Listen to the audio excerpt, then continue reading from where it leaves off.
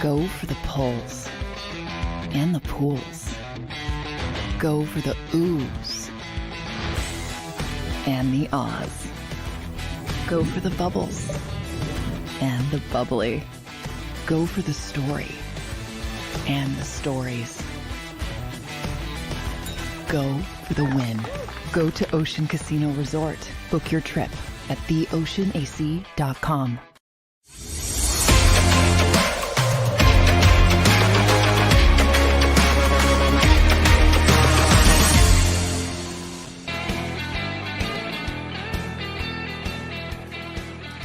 What's up, everybody? Good morning on this Monday morning. The Philadelphia Eagles sitting here as the only 7-1 football team in the NFL. Wasn't always pretty yesterday. We're going to get into it all. But at the end of the day, the Philadelphia Eagles, number one in the NFC, number one in the NFC East, best record in the NFL. So we got to be happy as we sit here October 30th, 7-1, winning a division game on the road. But it was not always pretty. We'll get into it, obviously, today. Also, our Sixers win their home opener. Tyrese Maxey looking pretty good. But today, we're going to talk all Philadelphia Eagles, obviously, after that game, because there's a lot to talk about. But welcome into the Philly Sports Power Hour. I see you guys in the chat already. Appreciate it. Let's get a little roll call. Let's see who we got on this fine morning. I see you. Let's shoot the shit. Appreciate all the kind words. Chuck Hutton, good morning to you. Wine Niners Wine, the billable hour, already starting. Why isn't anyone talking about the defensive adjustments of benching Dean for Morrow? JM, good morning to you. And Wine Niners Wine, we'll talk about it. Chuck Hutton, finding a way to win. Steve Ike, Jalen is clutch. One above all, what is up, my man? Everybody, it is good to see you. As I say every week, I do appreciate you taking this hour, spending it with me, talking Philadelphia sports. But it's a lot better to be sitting here in front of you guys after an Eagles win. I'll tell you that. Twiz, how you doing? Ty Banks live. Let's go. DeAndre Swift should be the featured back. You guys know, if you were listening to me last week, the concerns I have with this Philadelphia Eagles running game, and we're going to get into it. We are going to get into it later in the show. But let's first just take a look. Philadelphia Eagles do win 38-31. Only 7-1 team left. More good news. The San Francisco 49ers dropped their third straight game. They're not even in first place in their own division right now, with the Seattle Seahawks stealing that game against the Cleveland Browns. I thought there was a chance, I said last week, there was a chance the Philadelphia Eagles could have taken a 2-game lead on a lot of teams in this NFC, and Seattle almost made that a reality, but they come back, win that game in Cleveland. Lions play tonight. I think they will go to 6-2. Cowboys, big win against the Rams, and it is Cowboys week. So obviously later in the week, we will be previewing a big, big game. Has a lot of ramifications for this whole season with home field advantage, winning the division. Big game against the Cowboys. But we'll talk more about this game as it approaches. Let's talk about that win yesterday. And I see more of you in the chat. Good morning, Byron Jones. Good morning, the blonde boy. Carlos Drew, what is up? Jason A-Team in the house. Love it. Steve Ike. Carlos Drew, Niners. Yeah, man, that team, 3 straight losses. But that's why, as we sit here, let's get the positive out of the way first. As we sit here today and you look around the NFL, you got the Kansas City Chiefs losing. You got the 49ers losing 3 in a row. It is hard to keep winning football games in this league. It's not easy. And we are getting a little bit spoiled as Eagles fans with this Jalen Hurts, Nick Sirianni team, because all they do is win. 24-2 in the last 26 regular season games with Jalen Hurts and Nick Sirianni. So I'm going to pick apart the game yesterday. I'm going to analyze things. We're going to talk about areas they need to improve. But as we sit here as Eagles fans, we cannot forget that this team just continues to find ways to win no matter what happens. And you've heard John McMullen say this before on Birds 365, that games take on personalities. Every game has its own personality. And yesterday, that game had a personality of being a shootout. No one expected that. I certainly didn't expect it, and I'm going to tell you why in a second. But that game turned into a shootout, and this Philadelphia Eagles offense did what they had to do to beat a division opponent on the road. So as we sit here, let's remember that, but we're going to analyze it. Let's also talk about another positive here. A.J. Brown is the best wide receiver the Philadelphia Eagles have ever had in their history, and it's not even debatable anymore. This guy, you've heard other people saying it, should be in the conversation for the MVP in the NFL after 8 weeks, what he is doing. And you've seen the stat probably 100 times already. The first player ever with 6 straight 125-plus yard receiving games. The first player ever. Think about that, guys. Think about how long the NFL has been around. How many great wide receivers there have been in this league. Calvin Johnson, Jerry Rice, Randy Moss, our man T.O. The list goes on and on about how many great wide receivers there's been, and only one of them has ever had 6 straight games with 125 yards, and it's A.J. Brown. Where would this team be without A.J. Brown? I don't think they're sitting here 7-1. That's why when you talk about MVP, and this is a debate we'll have maybe towards the end of the season, but the MVP, they always give it to a quarterback who has a great season. But when you really look at MVP, it stands for most valuable player. And I don't think there is a player on this team that has been more valuable so far through 8 weeks than A.J. Brown and what he's been able to do to help this team win football games. Unreal, man. Unreal. And I want to see what you guys are saying in the chat. The blonde boy, A.J. Brown, is Optimus Brown. Ty Banks, A.J. Brown needs that extension. We'll be okay for a little while. When they traded for him last year, they signed him to a 4-year, $100 million deal. So he's only 2 years in. Jason A-Team, yes, he has two more years left. Let's shoot the shit. I laugh at people bashing Dean in the offseason. I take that back. Now that he has gotten the time, he has shown me they were right. We're going to talk about the defense in a second, guys, because there's a lot to talk about on that defense. Steve Ike, I take my Dean love back. Well, let's jump in now because you guys are already starting to talk about the defense. So let's jump into that defense. So we talked about it last week. If you guys follow me on Instagram, Bill Colarulo at Legal Hands to the Face, or you follow me on Twitter at Bill Colarulo, please, guys, give me a follow. But I was posting content all week. We talked about it on this show all week. And I know it's a division game and things are different and you can't always look at the stats, but the stats can be a real indicator of what you expect in a football game, especially when you're talking about an opposing offense. Because I get it. In division games, defenses sometimes will show up. They may be more up for the game. But an offense is usually what their stats say they are. An offense usually is what their stats say they are because you're talking about playmakers and skilled position players. And this Washington offense, let's call it like it is, sucked. Outside of 2 games against the Philadelphia Eagles, this Washington Commanders offense has sucked this season. And they came into this game yesterday 22nd in the NFL, averaging only 298 yards per game. And somehow, a Philadelphia Eagles defense that just shut down the number 1 offense in the league held the Miami Dolphins to 244 yards. They let the Washington Commanders put up 472 yards yesterday. And I have to actually keep double checking that because it seems so crazy to me. 472 yards against the 22nd ranked offense in the league. And there were problems all over the board.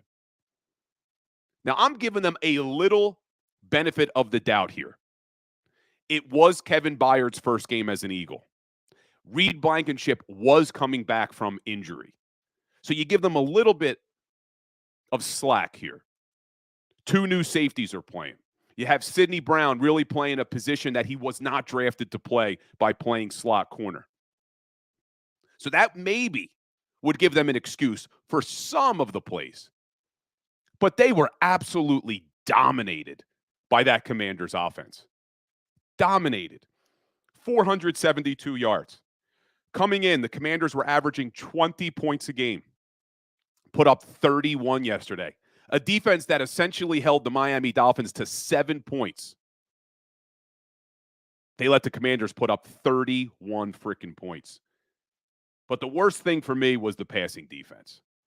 You're talking about a passing offense where Sam Howell, give him credit, played well.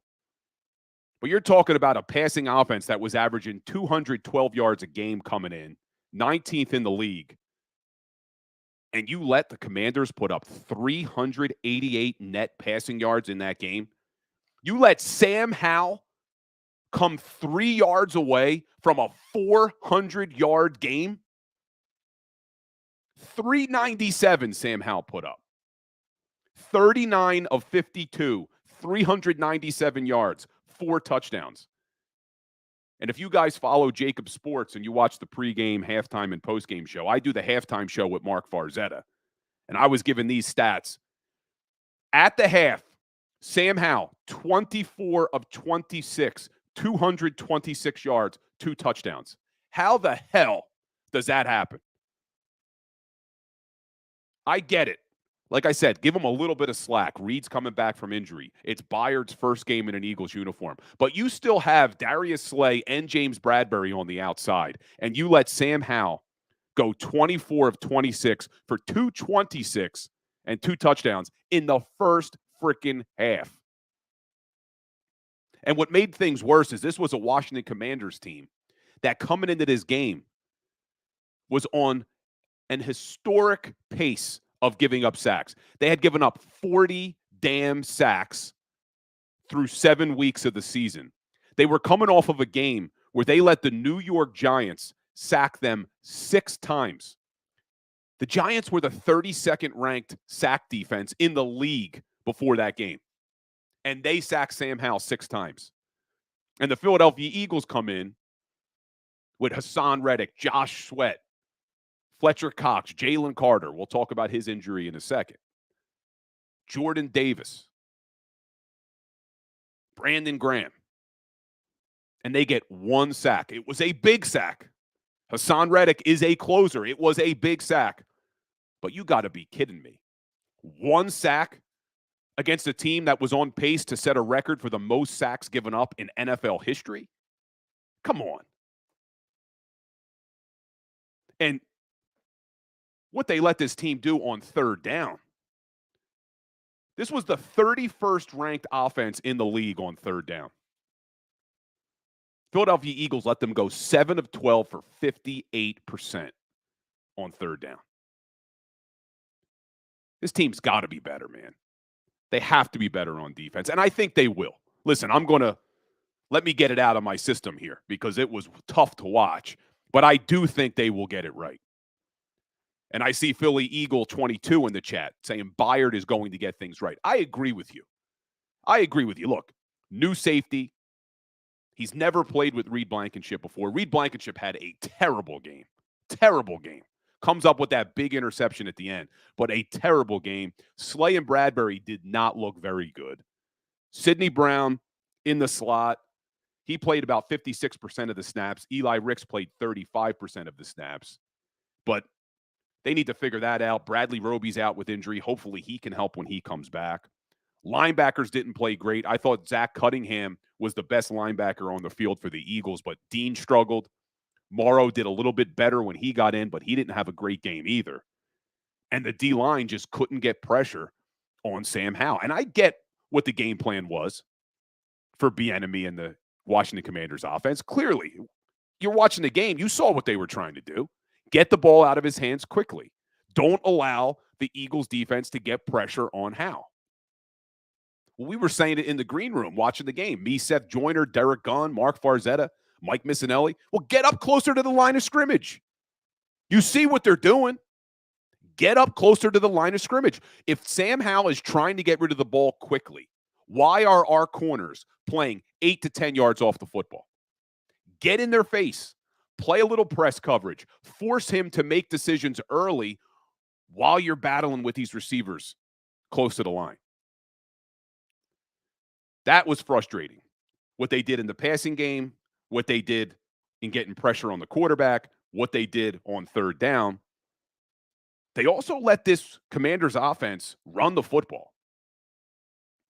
Coming into the game, Commanders were 26th in the league in running the ball, going against the number one rushing defense in the league.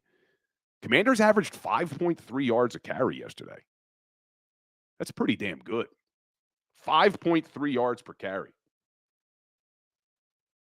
But look, defense showed up when it had to. Big sack by Hassan Reddick. Big interception by Reed Blankenship. They got bailed out a little bit with 2 drops by Terry McLaurin. Weren't great passes, but he's got to have it. But I want to see what you guys are saying in the chat here about this defense. SC Birds fan 803, they need to put Morrow back in there and look at trading for a linebacker.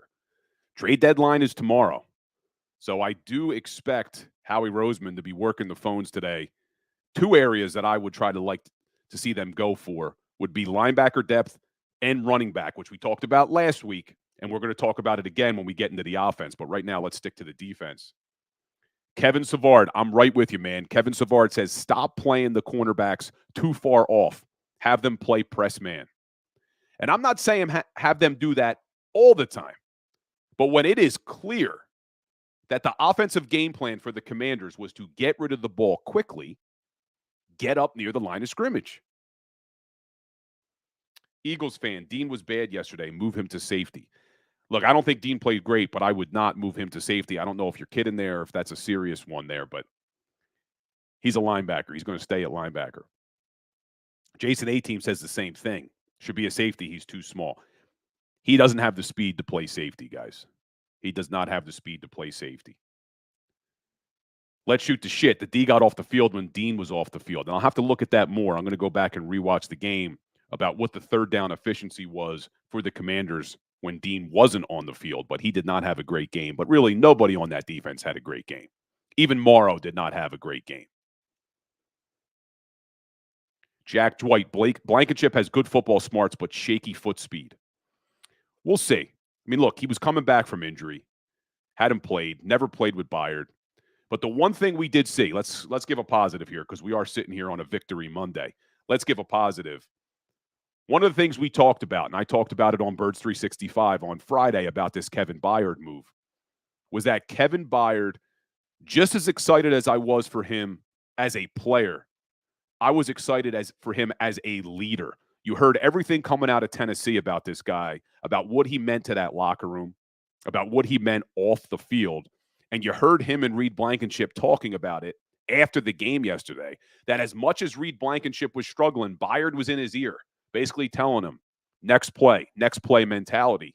Kept Blankenship's head in the game, and then Reed comes up with that big interception. Byard is going to be a great leader for that defense. Wasn't a great start for him, but you got to give the guy credit. Got here this week, he played 100% of the defensive snaps. So I'm not down on Byard. Not a great game for them, but they'll get it together. Let's see what else you guys are saying here. A killer ferret. I'd be concerned if it was any other team. The Eagles Commanders seem destined to either have a blowout or a shootout. There is no in between. For whatever reason, the Commanders play the Eagles very, very tough. You guys all remember they gave us the first loss last year. Played really tough in week 4. It's just, like I said, if the Commanders' defense had showed up and played really aggressive and got after Hurts, okay, it's a division game. But when you're letting this offense completely dominate you, 2 games now, that I have a concern with. If the Eagles weren't coming off of just shutting down the number 1 offense in the league in the Miami Dolphins, I think I'd be sitting here really sounding the alarms. But you look at what this defense has done over the last 3 weeks. Before this game, and I gave you guys this stat last week, before this game, the Philadelphia Eagles were holding their opponents to an average of 183 yards passing. They did it to the Rams, the Jets, and the Miami Dolphins. And they did that with a different secondary group every single week. And they didn't have Kevin Byard here. And Reed Blankenship was out. And then they come out against the 19th passing offense in the league and let this team go off for close to 400 yards. It's just crazy how much of a week-to-week league it is in the NFL. But I still think they're going to get things together. I'm still confident in this passing defense. I want to see what else you guys are saying here. Chuck Hutton, the Fangio-style D gets exposed throughout the league all the time. It happens. I mean, we saw it last year with Jonathan Gannon. But I still have a lot of confidence in Sean Desai as a defensive coordinator and this defense. I really do. As angry as I am about the way the game went yesterday from a defensive perspective, I still have confidence in this team. And I still have confidence in this defense. They just got to figure out all these moving parts and all this interchanging with these players, and I think they'll get it together. I really do. And we'll see. Do they make a move at linebacker? We're going to find that out very, very soon. See what else you guys are saying, because you guys are going nuts here. I can't keep up with the chat. I love it, guys. I love it. Eagles fan, maybe the cornerbacks don't press because they both know they've lost a step. Look, they're getting up there. That is a concern. Bradbury and Slay both haven't looked as great this season as they've looked in previous years. They're both over 30, but I'm not ready to rule these guys out just yet. Let's see what happens. They did, like I said, look at the last 3 weeks. They did just shut down 3 really, really good passing offenses.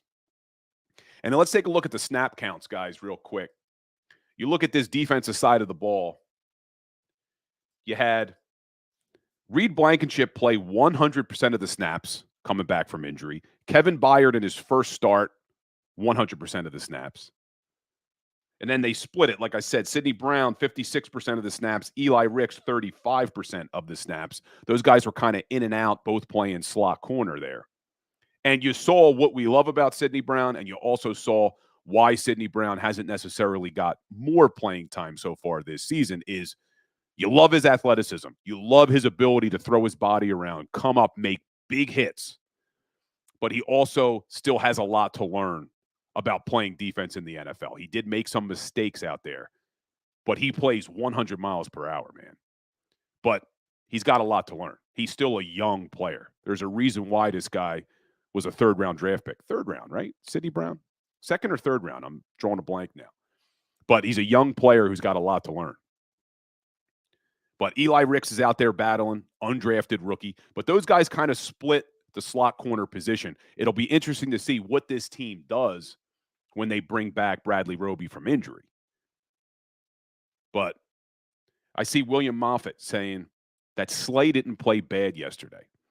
Well, it'll be interesting to see. I'm looking forward to seeing the Pro Football Focus grades when they come out. But listen, to say Slay didn't play bad yesterday, that entire secondary played bad yesterday. No one played well on the back end when you're giving up 397 yards to Sam Howell. Nobody played well.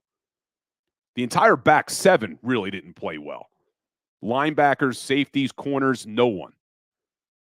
See what else you guys are saying. Sidney Brown isn't ready, William Moffitt said. I agree. I think, look, I don't want to say he's not ready to play, but he does have a lot to learn. And I'm hoping they keep giving him reps because I think that's the best way for him to continue to learn. Because I love the way he throws his body around. I love how aggressive he can be. Twiz says it right there. Sidney's hit on Scary Terry.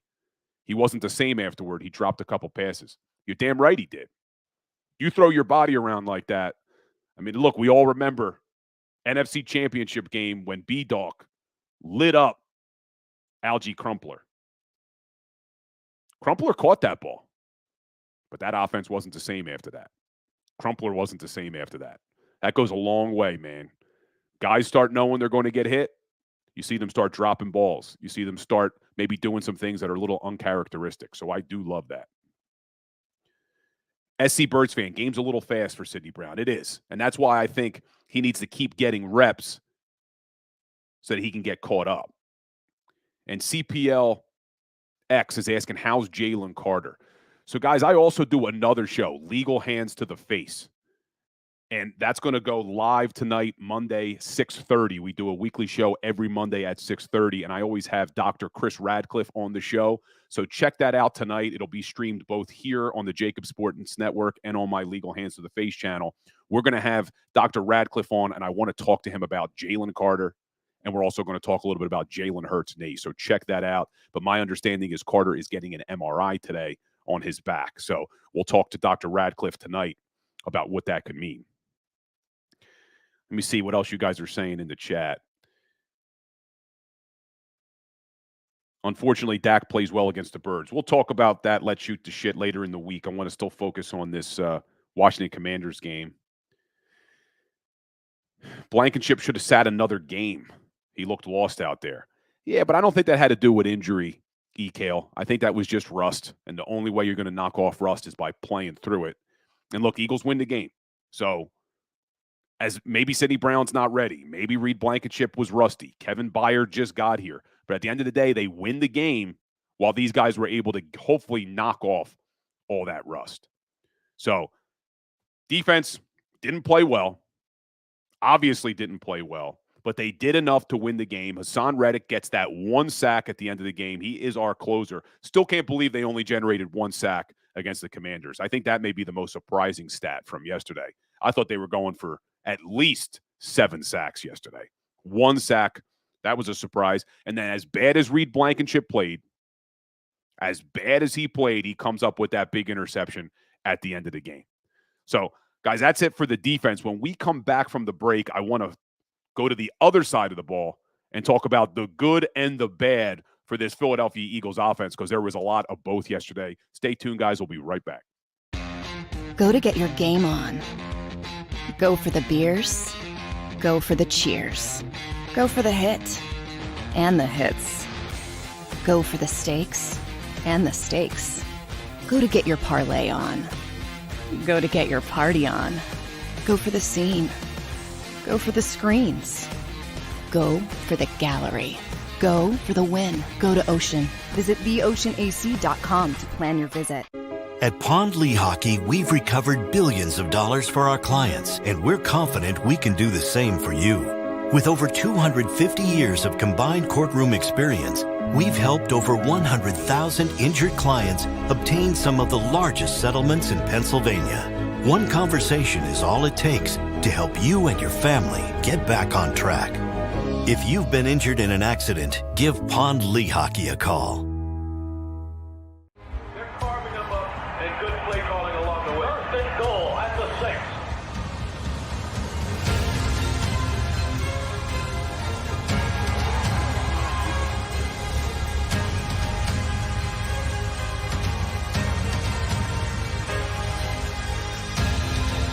Field of life, First Trust Bank is there for you. Champions on 3. 1, 2, 3. Because Philadelphia dreams deserve a Philadelphia bank.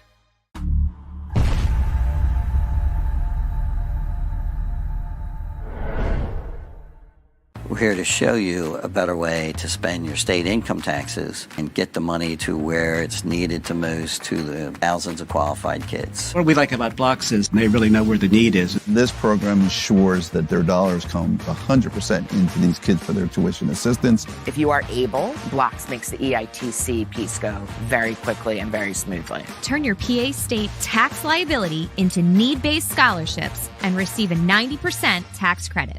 Since 1977, it's always been about you, the community, at Rafferty Subaru. And through the Subaru Love Promise, we prove we care by supporting charities like So Good Now. So Good Now helps kids in under-resourced areas by connecting them with student athletes to serve as mentors. We remove barriers so athletes can help youth in the corners of our communities where light and love are needed most. When you choose Rafferty Subaru, you help organizations like So Good Now. It's all about you at Rafferty Subaru. Do you stream on a Roku, Fire Stick, Google TV, or Apple TV? Now you can watch 6ABC 24/7 with the 6ABC Philadelphia streaming app. For the big story on Action News, search 6ABC Philadelphia and start streaming today. EAGLES, Eagles.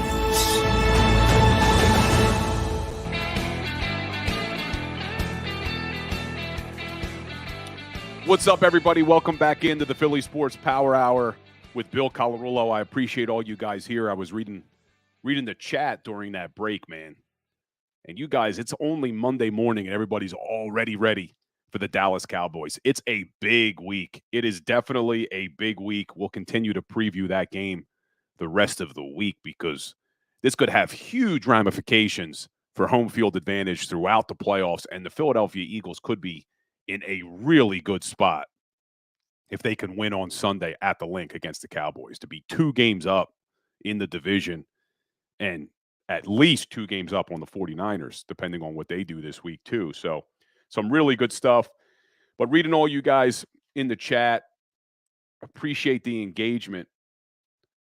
But it seems like everybody's a little bit torn on this Eagles defense, on who played well, who didn't play well. All in all, just wasn't a good enough performance by our defense, but they win the game. So that's the positive. You know, we're sitting here 7-1, and like I said, I feel bad sometimes analyzing these games and being so critical of this team because all they do is win. But that's what we do. I mean, that's what we're supposed to do, and we talked about it last year. I mean, didn't have this show last year, but we talked about last year is you were concerned that Jonathan Gannon's defense was going to come back to haunt us at a certain time, and it did in the worst possible moment in Super Bowl 57. So that's why we talk about these things. But this team wins, and I said it in the first segment. Jalen Hurts now 24-2 in his last 26 regular season starts. We are becoming a spoiled fan base. Best team in the NFL at 7-1. And there's still things that they can improve on. But that is also a positive. You look at this team, they are 7-1, and they really haven't played a complete game yet. I think the closest thing to a complete game was probably last week against the Miami Dolphins, maybe the Tampa Bay Bucs game. But this team still can improve. And you hear Nick Sirianni, that's always his message. Get better every day. Get better each week. Let's hope they continue to do that. But let's take a look at what this offense did yesterday. And we're going to start with the good. And trust me, we're going to get into the bad. But let's start with the good. I expected this offense to be able to absolutely dominate this game because the Commanders' defense, just like I said their offense sucked, their defense was not a good defense.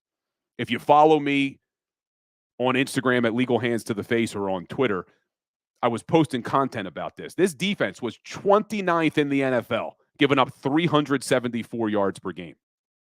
29th in the NFL, giving up 27 points per game. 28th in the NFL, giving up 248 passing yards per game. 22nd in the NFL in rushing yards per game. So we knew this Eagles offense was going to be able to put up a lot of yards and a lot of points. And they put up 38 points yesterday, and it could have very easily been 52 points. And we'll talk about that when we get to the bad segment on why it wasn't 52 points. But this Philadelphia Eagles offense showed out yesterday. 38 points and could have easily been 52 points. They threw for over 300 yards. Jalen Hurts had one of his best games as a passer that I've ever seen him have. 29 of 38, 319 yards, and 4 touchdowns. Look, people love to knock Jalen. He's only a dual-threat quarterback. Well, he didn't run the ball yesterday. Clearly, maybe that knee's bothering him. But what did Jalen have? 1 carry yesterday? Had a couple kneel downs. Final stat sheet says 4. I think he really only had 1 scramble for 7 yards, had that fumble, which we'll talk about, a couple kneel downs. So Jalen Hurts didn't need to run the ball yesterday, probably didn't want to run the ball yesterday, and he won that game with his arm. So people who are Jalen Hurts haters, he's a dual threat, never going to win a championship with a dual threat quarterback. He wasn't a dual threat quarterback yesterday. 29 of 38, 319 yards through the air. 4 touchdowns, 0 interceptions. And I have Jalen Hurts on my fantasy team, so I was real happy yesterday. Real happy. My team's been on a tear as of late. 5 straight wins. We'll take it. But Jalen Hurts had an absolutely amazing game throwing the football yesterday, as he should have. This Washington Commanders defense stinks. So as he should have had a good game. And let's stay with the positives for a second before I start to tell you what really pissed me off with this offense. But let's talk about the offense more. A.J. Brown, 8 catches, 130 yards, 2 touchdowns. Devontae Smith, 7 catches, 99 yards, touchdown. I tweeted this out last night. When Jalen Hurts targeted A.J. Brown and Devontae Smith, they were 15 for 15, 229 yards, 3 touchdowns.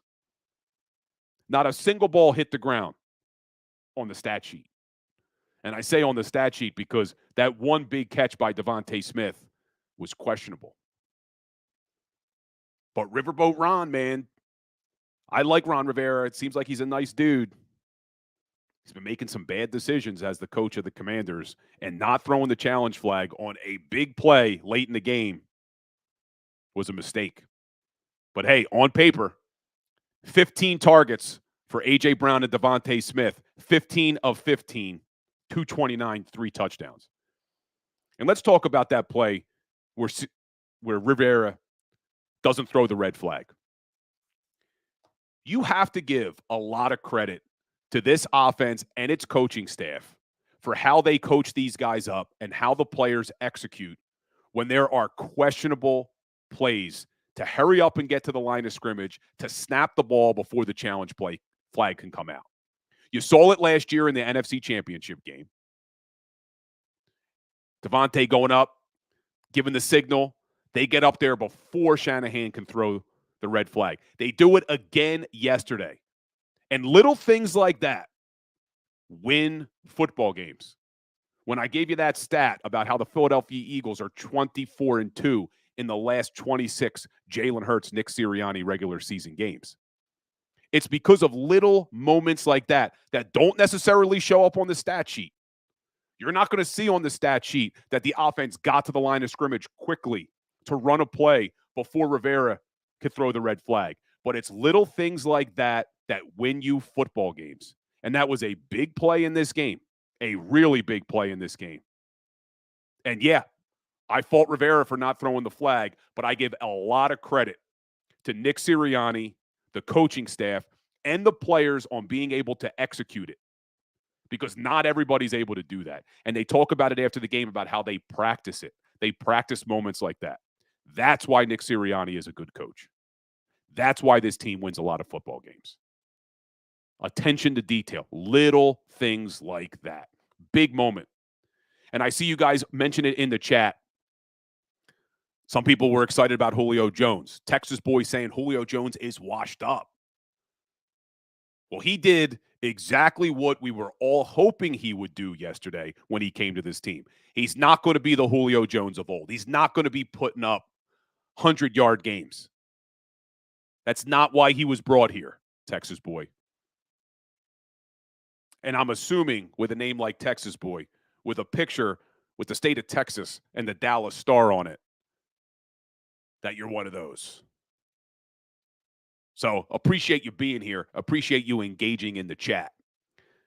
But the reason why Julio Jones was brought here, that we were all hoping, was to help in the red zone. And he comes up with a big red zone touchdown yesterday. A big red zone touchdown. And you guys, if you follow this show, you know I've had my problems with Quez Watkins. I am over the Quez Watkins wide receiver 3 experiment. I think he's a decent player to keep on your roster as a wide receiver 4. Maybe even as a depth wide receiver 5. And I believe he was a 6th-round draft pick. So for him to have stayed in the league as long as he has, credit to him. But he's not the wide receiver 3 on this team. And the fact that Howie Roseman was able to go out and bring in a Hall of Fame wide receiver, Julio Jones, who comes up big, just like we were all hoping he would in the red zone, that was huge. That was huge. And you know what I love the most about Julio Jones' touchdown yesterday? Yeah, it was big for the game. And yeah, it's big for his confidence going forward in this offense. But what I loved was the reaction of his teammates. This is a guy who just got here. Did you see how excited every single player on that Eagles team was when Julio Jones caught that pass from Jalen Hurts? You had offensive linemen. You had A.J. Brown. You had everybody going nuts for Julio Jones catching that ball. It just shows the impact he's already making in that locker room.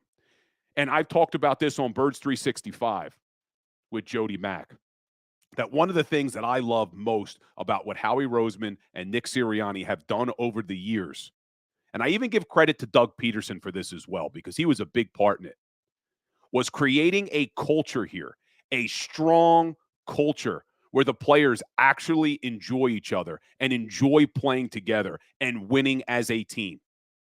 You saw the mess that was here when Chip Kelly was here. So that's why I give credit to Doug Peterson as well. But Howie Roseman and Jeffrey Lurie made a concerted effort to build a strong culture here, and it started with Dougie P, and Nick Sirianni has furthered it even more. Great stuff. Great stuff. And Julio Jones is another great addition to that locker room, just like Kevin Byard was. I talked about that in the first segment. And now you have Julio Jones, and you could just see how much he's loved by how excited everybody was. And I see Let's Shoot the Shit. I appreciate you, man, telling everybody hit that like button. So please, if you guys are here, smash that like button for us. Hit that share button if you can. More fans we could reach, the better. Always appreciate you, Let's Shoot the Shit, reminding everybody to do that. But great stuff by this Eagles team, especially on offense, and we'll talk about the bad in a second. Another thing that I liked, not only the passing game, 3rd down conversions. I say it every week. Good teams get off the field on 3rd down on defense, and they extend drives on 3rd down on offense. The Eagles defense wasn't very good yesterday getting off on 3rd down, but the Eagles offense was really good staying on the field on 3rd down. And they've been very good all season long. Coming into this game, Eagles offense was number 2 in the NFL, converting on 3rd down 48.5% of the time. They went 8 of 13 yesterday for 61.5%. That's going to win you a lot of football games in the NFL. If you can convert on 3rd down over 60% of the time, you're going to win a lot of football games in this league. And the Philadelphia Eagles did it yesterday. And they go for it on 4th down again and go 1 of 1. Another big 4th down conversion. Just a great performance by the Eagles passing game. Great performance. But that's going to be it for the positives for me on that offense. And they're big. And if you guys are just joining the show, listen, I said it in the beginning. I am happy that this Eagles team is 7-1. I am confident that they're going to be able to fix a lot of these issues. And I don't want to sound like a spoiled Eagles fan here, as we have the best record in the NFL. But my job is to analyze areas that I think need improvement. And there are 3 areas that were very bad yesterday that have continued to be bad through 8 weeks of the season.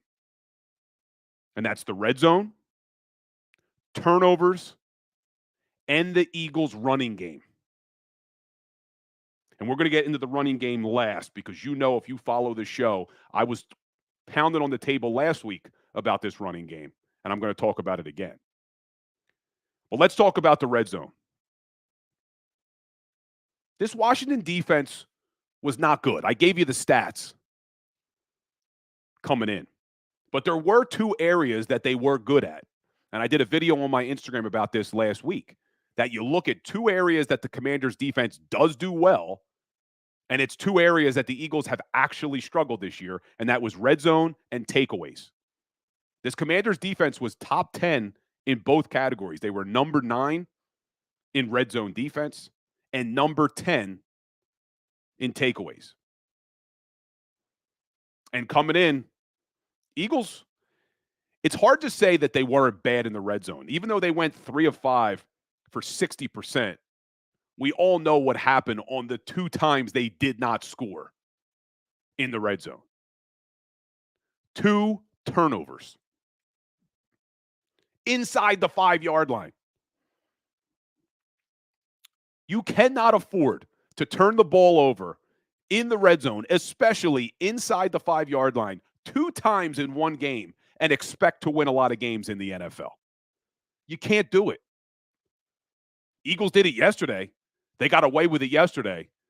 But you're going to lose a lot of football games turning the ball over in the red zone. And it's been an area that this team has struggled all season. They were better last week against Miami, going 4 of 6. But coming into this game, they were still 19th in the league, only converting 50% of their red zone opportunities. And yesterday, 2 big fumbles, man. Big fumbles. That's why I said they put up 38 points. They could have put up 52 freaking points yesterday, but for these 2 turnovers. First one,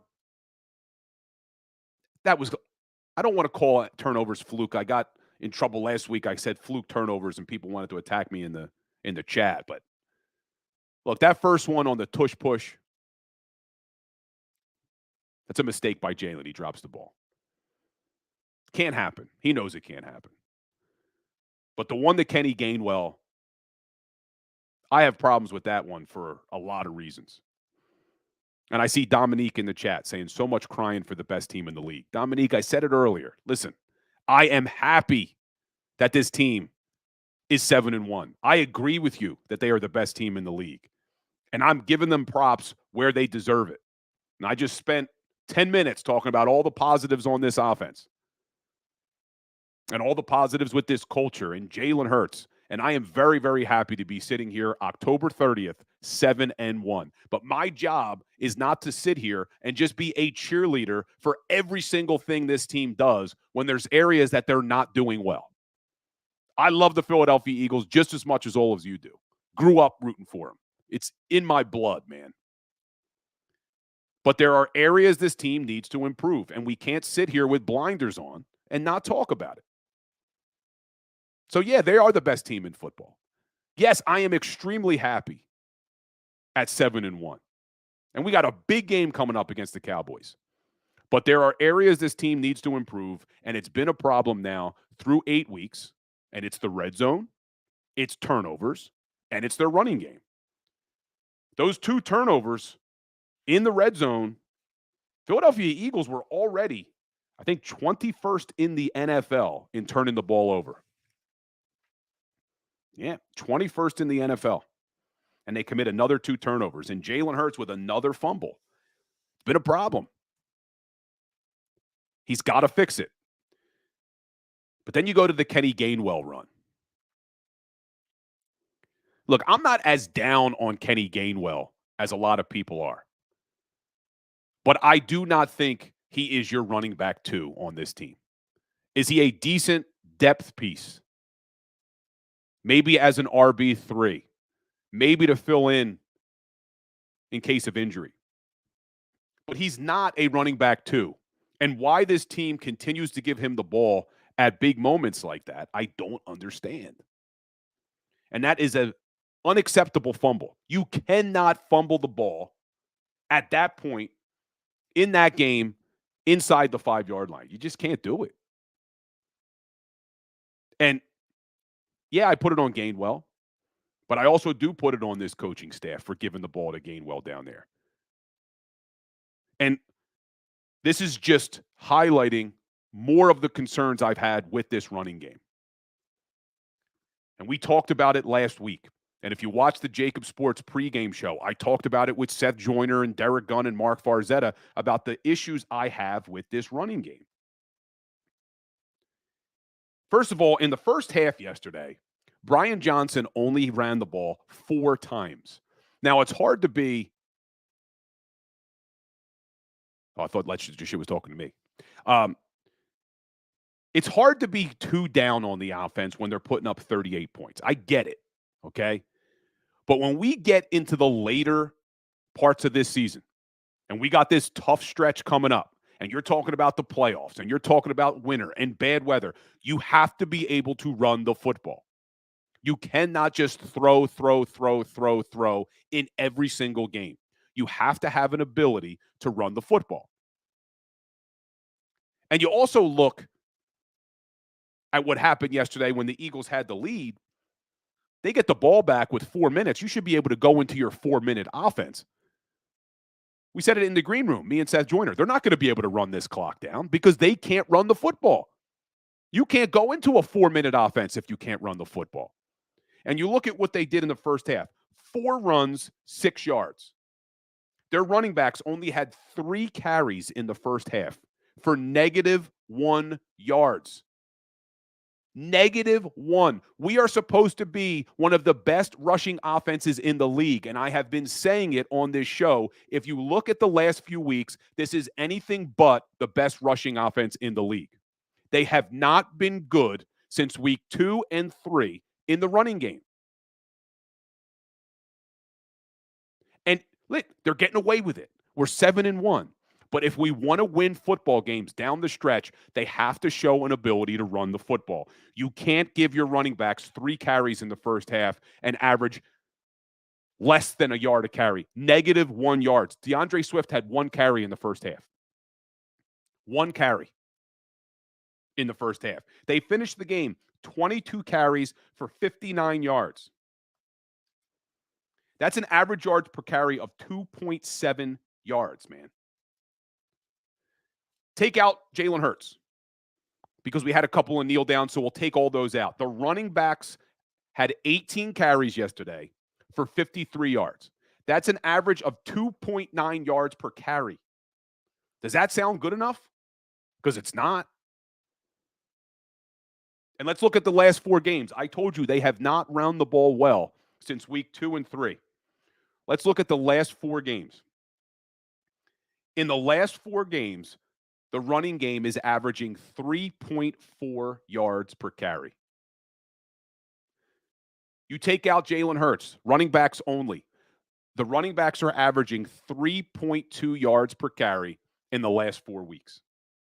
This is supposed to be one of the best rushing offenses in the NFL, guys. We're supposed to have one of the best offensive lines in the NFL. They're averaging 3.4 yards a carry, and running backs are averaging 3.2. Now, look, there's a lot that goes into that. I see you guys in the chat talking about Cam Jurgens. Cam Jurgens being out has hurt this team. The way defenses are playing this team has hurt this team. Jalen Hurts' knee injury, whether they want to admit it or not, is hurting this team's running game. Because we saw last year when Gardner Minshew went in, running game wasn't as effective. Because Jalen Hurts' ability to pull that ball on an RPO and go around the outside opens things up for your running backs. But this is an issue they need to fix because they are not going to be able to succeed later in this season and into the playoffs with their running backs averaging 3.2 yards per carry. And I said it last week. I'm going to say it again. Trade deadline is tomorrow. If I am Howie Roseman, I am bringing in a big-bodied back to complement DeAndre Swift. Gainwell is not your running back number 2. He should not be. Let me say that. He should not be your RB2. DeAndre Swift, number 1, should be getting more than 1 carry in the first half. He's a playmaker. You got to establish the run. You got to give these guys an opportunity to get into a rhythm. It's hard to just turn it on in the second half. But they need to bring in a big-bodied back. And I know people in the chat are going to start saying Derrick Henry. I don't think it has to be a Derrick Henry. I don't think they need to bring in a guy like that because this player that I want them to bring in isn't going to be getting 10, 15 carries a game. I think you bring in a guy who maybe gets 5 to 7 touches. You know, you're running the ball 25, 30 times a game 5 to 7 of them should go to a big back. The rest should go to DeAndre Swift. But to have that ability, that change of pace back that has to run inside the tackles. Look, DeAndre Swift, I'll give him a lot of credit. That kid runs hard. You saw what he did on that one run, man. Lowered his shoulder. Defensive back, I think, went flying 5 yards. He runs hard, but he's small. He's only had more than 15 carries twice in his career before this season. They got to get a big back, and I know people say, I see William Moffitt right on cue. They have Penny. I told you guys last week, I think we need to give up on the Rashad Penny dreams here. He's clearly not the same guy, or he'd be getting at least activated on game day. But I don't know who's out there. I don't know who they could get. I know Leonard Fournette is a free agent. I know the name A.J. Dillon's been thrown around, but just a bigger body back to complement these guys is who I would like. But guys, that's my hour. So I appreciate all of you in the chat. I appreciate all the engagement, and I don't want to end on a negative. We're going to end it on a positive. We are sitting here after 8 weeks of the NFL season, coming off of a Super Bowl loss where everybody was afraid of the Super Bowl hangover, and the Philadelphia Eagles have the best damn record in the NFL. And I see my man Niners all damn day in the chat, and the Niners have lost 3 straight and are 2 games back of the Philadelphia Eagles. And the best part about this is the Philadelphia Eagles have a clear path to be the number 1 seed in the NFC. We don't need anyone else to lose. We don't need any other teams to help us out. If the Philadelphia Eagles take care of what's in front of them the rest of the way, they could be the number 1 seed in the NFL. And that's a beautiful thing after 8 weeks. And Jalen Hurts is still playing as an MVP caliber quarterback, in my opinion. And you saw it yesterday. A.J. Brown, MVP caliber wide receiver. That defense will get things right this week. And we'll continue to preview the Dallas Cowboys game. But guys, listen, if you want more, I see some of you in the chat, and I appreciate it, saying, hey, Bill needs more than an hour. Well, we're going 90 minutes tonight at 6:30 right here on the JAKIB Sports Network, my Legal Hands to the Face show. We do that once a week, so that will be tonight at 6:30. You could also head on over to Instagram or Twitter and follow me as well, posting daily content there.